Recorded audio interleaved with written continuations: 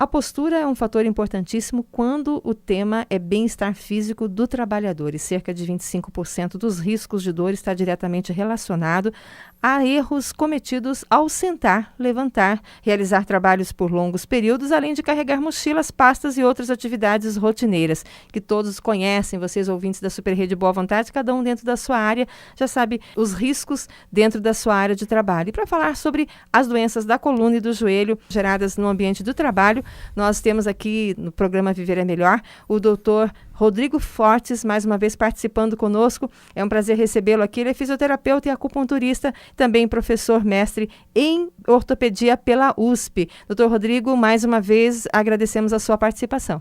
Eu que agradeço, é sempre um grande prazer. Bom, hoje vamos falar então sobre a questão da postura no trabalho. Quais são os principais problemas de coluna que nós encontramos entre os diversos trabalhadores no mercado hoje, doutor? Olha, são diversos as patologias, as doenças geradas no trabalho. Elas não afetam somente a coluna vertebral. Só que quando essas lesões afetam a coluna vertebral, nós temos um índice de afastamento muito maior do que quando nós comparamos com lesões nos dedos, lesões nas mãos, no cotovelo e assim por diante. Porque dor de coluna dói e realmente retira o movimento. A pessoa não é capaz de realizar um movimento com dor na coluna. Essas dores, essas lesões, na maior parte das vezes, seja na coluna ou seja nas outras articulações, elas estão ligadas com o excesso de repetição no mesmo movimento, aliado a um posicionamento, a uma postura inadequada. Então não é só a posição que a pessoa está, ele tem que somar a posição, a frequência com que ele faz e o erro, a repetitividade e o erro de posicionamento. Se não tiver todos esses fatores juntos, geralmente nós não temos um problema de uma forma muito incisiva. Certo. Tá? E, por exemplo, vamos começar pelo o que é mais grave nesta questão. Qual é o erro mais grave que nós cometemos geralmente? Hoje nós estamos caminhando para trabalhos mais estáticos. Se retornarmos lá no passado, os trabalhos eles eram muito mais manuais e físicos do que eles são hoje. Com o advento da tecnologia e da informática, muitos recursos que eram executados pelo homem, hoje é executado pela máquina. E o homem somente manuseia a máquina. E o manuseamento da máquina não determina que você tem que ficar se movimentando.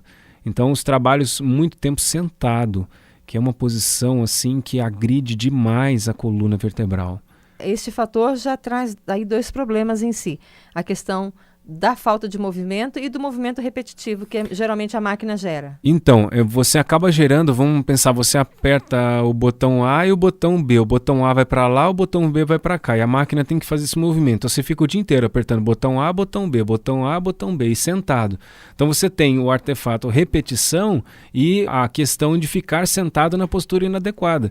Porque ninguém consegue ficar retinho o tempo todo. É verdade. A gente vai relaxando a musculatura não é capaz de ficar contraída o tempo todo. E o principal problema, Regina, dessa posição é que os discos intervertebrais, entre uma vértebra, que é o nome do osso da coluna, nós temos 33 vértebras empilhadas, são ossos cilíndricos, empilhados uns sobre os outros.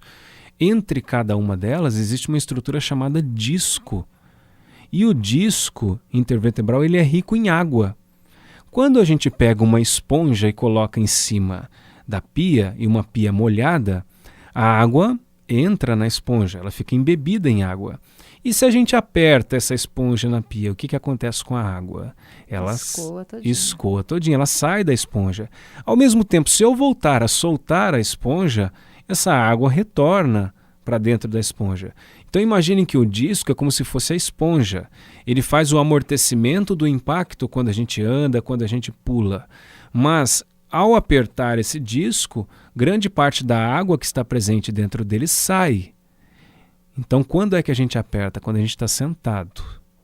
Ao passo que quando eu levanto, a coluna não está mais apoiada sobre o chão.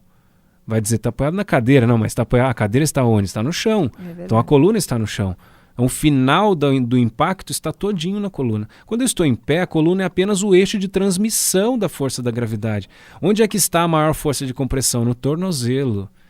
Nesse momento, a água que estava fora do disco, ela retorna para dentro do disco e não altera o metabolismo, o funcionamento das células que compõem esse disco. Se ele fica muito tempo sem água, o que acontece é que ele se resseca e ao longo do tempo ele se desgasta, apresentando as artroses, os bicos de papagaio, as hérnias de disco, que são as doenças mais sérias geradas por essa postura. Nós estamos conversando aqui na Super Rede Boa Vontade de Rádio com o Dr. Rodrigo Fortes, fisioterapeuta, acupunturista, professor mestre em ortopedia pela Universidade de São Paulo, a USP. Hoje nós estamos falando sobre a questão da postura do trabalhador e diversos fatores já levantou aqui para a gente. Agora, o senhor destacou, então, quando nós estamos sentados, existe então esse impacto todo na coluna e em pé nos tornozelos, mas no meio nós temos o joelho. Ele sofre esse impacto nas duas formas, mesmo quando estamos sentados ou em pé? O joelho é mais afetado nas posições que nós chamamos de flexão, ou seja, no dobrar e no esticar do joelho. Pessoas que apresentarão problemas no joelho geralmente são pessoas que utilizam a postura agachado para trabalhar ou ajoelhado para trabalhar. Tem as pessoas que colhem alface, que plantam aquilo que a gente planta vem da terra. Alguém teve que abaixar e colocar aquela semente ali dentro. É verdade. E as pessoas que passam o dia inteiro agachadas ou ajoelhadas apresentarão lesões no joelho ao longo do tempo. O joelho ele é mais afetado nas escadas. Quem sobe escada todos os dias, sobe, desce, provavelmente desgastará mais rapidamente esses joelhos. E os apêndices que nós chamamos, que são os braços e as pernas, eles são afetados mais na repetição. As doenças do cotovelo, as tendinoses, antigamente chamava de tendinite, as tendinoses de cotovelo, de punho, acontecem muito. A gente tem que lembrar sempre, como um todo, a gente fala de trabalho, muita gente lembra assim, as pessoas que estão de carteira assinada numa empresa, e a trabalhadora que trabalha em casa? A dona de casa. Quem já fez um trabalho dentro de casa? Tem um estudo interessante que foi publicado já faz algum tempo, de que uma faxina diária, ela gera um gasto calórico de cerca de 4 horas de esteira sem parar. O problema é que não adianta a pessoa falar assim, então eu vou fazer só exercício em casa agora. Não, o problema é que a repetição é muito grande e ele é altamente lesivo pelo aspecto da repetição. Então, mais adiante vamos falar de algumas dicas num contexto geral, passando desde a pessoa que está no escritório, atrás de um computador, na linha de produção de uma empresa, do empresário, até a empregada doméstica. Ótimo, que lida com o dia a dia dela. Existem 2 tipos de atividade. Atividade de vida diária e as atividades físicas terapêuticas. Então vamos discriminar cada uma delas. Atividades diárias são atividades de trabalho. Para que um atleta consiga jogar uma partida de futebol com 2 tempos de 45 minutos, é necessário o quê? Que ele treine. Por que o atleta treina? Para que ele adquira condições físicas, técnicas, táticas de executar um movimento de uma forma prolongada num dia qualquer. Então, nós não somos atletas, mas nós necessitamos, é lógico que com uma intensidade muito menor do que a de um atleta profissional, foi somente um exemplo, mas nós necessitamos de realizarmos as nossas atividades físicas, natação, hidroginástica, musculação, seja ela qual for, para que o corpo adquira condições físicas, para que o corpo se fortaleça, para que a postura esteja bem alinhada, os músculos que mantêm a coluna alinhado sejam músculos devidamente fortalecidos, fortes, rígidos, para que essa coluna fique bem posicionada, para que o meu ombro aguente a levantar aquele peso que eu tiro do chão todos os dias na linha de produção, para que o meu cotovelo aguente mexer uma comida na panela, lavar uma louça e assim por diante.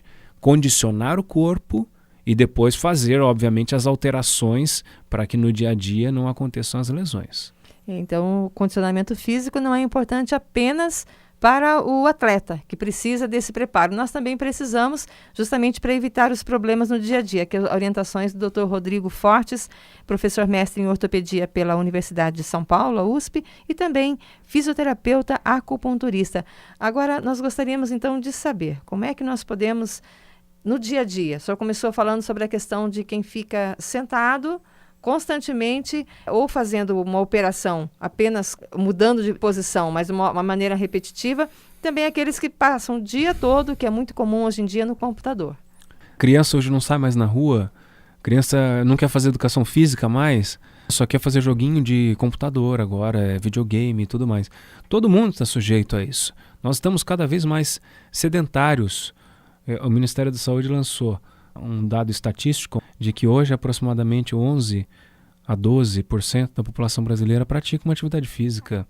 Isso vai me dizer, nós todos os dias na academia, é por isso que não tem muita gente? Não.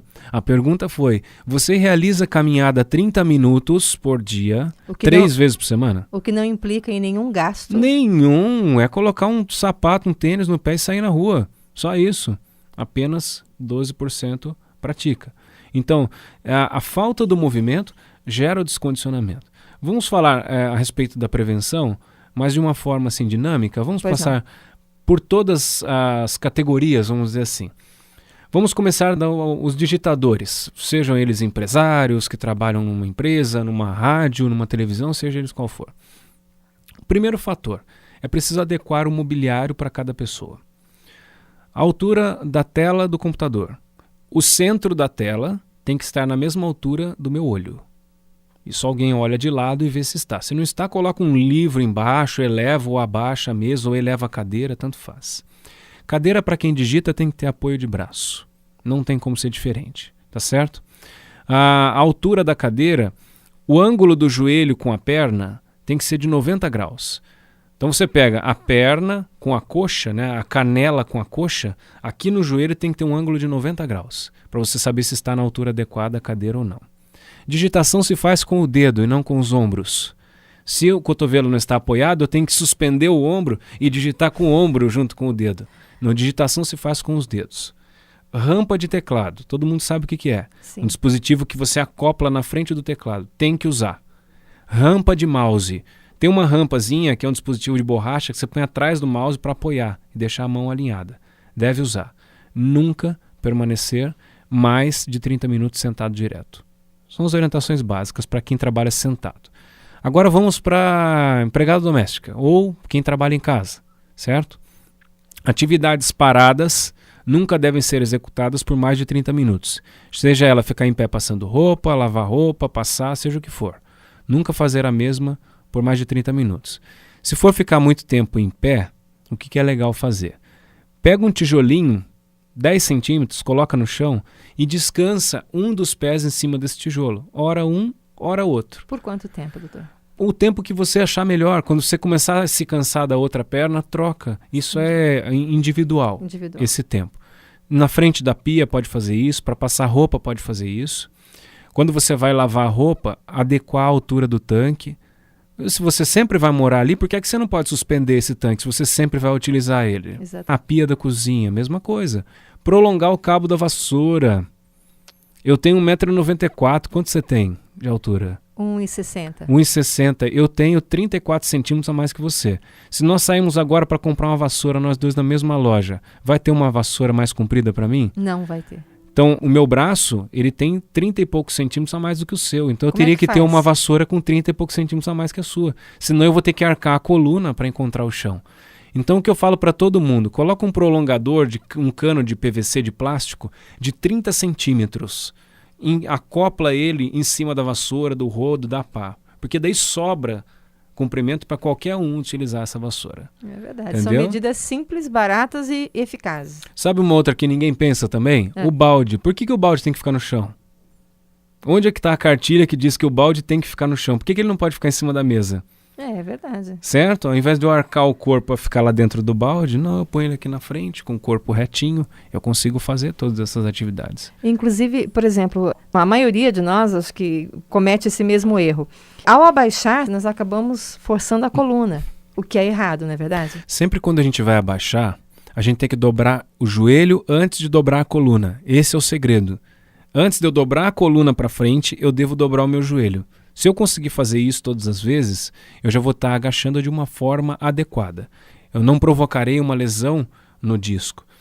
Só para você ter uma ideia, Quando a gente vai pegar um peso no chão e não dobra o joelho, só o ato de eu flexionar o meu corpo, de eu dobrar o meu corpo para frente, eu aumento a pressão dentro do disco. Lembra o disco que eu falei? Sim. Todos estão lembrando agora. Eu aumento a pressão dentro daquele disco em 160% da pressão original dele. Sem ter peso nenhum na mão, sem pegar nenhum peso, só o fato de eu dobrar o meu corpo sem dobrar o joelho. Então nunca esquecer. Dobrem mais o joelho do que a coluna. Sempre. Muito importante isso. Certo. Agora, muitas vezes as pessoas pensam, bom, trouxe algum problema para o meu joelho, para a minha coluna. Tem como reverter algum caso? Tem uma forma de se resolver esses problemas? Não existe nenhuma dor hoje que seja irremediável, que não tenha como a gente pelo menos amenizar. Felizmente, graças a Deus, hoje em dia nós temos recurso disponível para isso. E nós temos que sempre pensar em fazer um diagnóstico para saber o que é que está acontecendo e a partir daí estabelecer o tratamento. O tratamento pode variar desde o tratamento não medicamentoso, utilizando fisioterapia, exercícios corretivos, exercícios posturais de fortalecimento e alongamento, acupuntura, tudo que a fisioterapia tem para tratar a dor, e se não for ainda capaz de reduzir, podemos ainda associar com a medicação, e tem vários tipos de medicamentos que podem ser utilizados nesses casos. Acima de tudo, depois de corrigido o problema em si, a gente tem que tratar o paciente fora do consultório, porque não adianta nada fazer um belo tratamento dentro e lá fora, que foi onde ele adquiriu a lesão, ele continua cometendo os mesmos erros. Hábitos. Daqui 1 ano, 2 anos, ele vai retornar ao consultório com o mesmo problema, até mais agravado. Então nós temos que tratar dentro do consultório, e uma tendência mundial hoje no tratamento da dor da coluna é informar o paciente, entregar para ele o manual de instruções da minha coluna. Porque quem gera a doença, gente, são os próprios pacientes. Não adianta a gente aplicar um tratamento tecnicamente, cientificamente perfeito dentro do consultório se não tivermos a capacidade de tratar esse paciente no dia a dia dele. E muitas vezes o segredo do tratamento mesmo está lá no dia a dia dele. Você acredita que cerca de 40% do efeito de um tratamento de dor de coluna diz respeito ao que o paciente faz no dia a dia dele? 40%. 40% do resultado final de um tratamento. Quer dizer, não adianta eu pegar um medicamento que o senhor prescreveu para mim e tomar e continuar. Não adianta fazer fisioterapia, não adianta fazer acupuntura, não adianta pegar um medicamento prescrito pelo ortopedista, não adianta nada disso, se a gente não conseguir corrigir a raiz do problema que é no dia a dia. Ok. Doutor, muito obrigada pela sua participação aqui na Super Rede Boa Vontade de Rádio. Estamos aqui no programa Viver é Melhor com o Dr. Rodrigo Fortes e agradecemos a todas essas orientações. Eu é que agradeço a todos vocês. Um grande abraço a todos. Nós conversamos aqui na Super Rede Boa Vontade de Rádio com o Dr. Rodrigo Fortes, fisioterapeuta, acupunturista, professor mestre em ortopedia pela USP, hoje nos falando sobre a postura do trabalhador. Mas nós voltaremos, Dr. Rodrigo Fortes, porque essas orientações são muito importantes e voltaremos num próximo programa conversando com o senhor mais uma vez. Eu que agradeço, é sempre um grande prazer.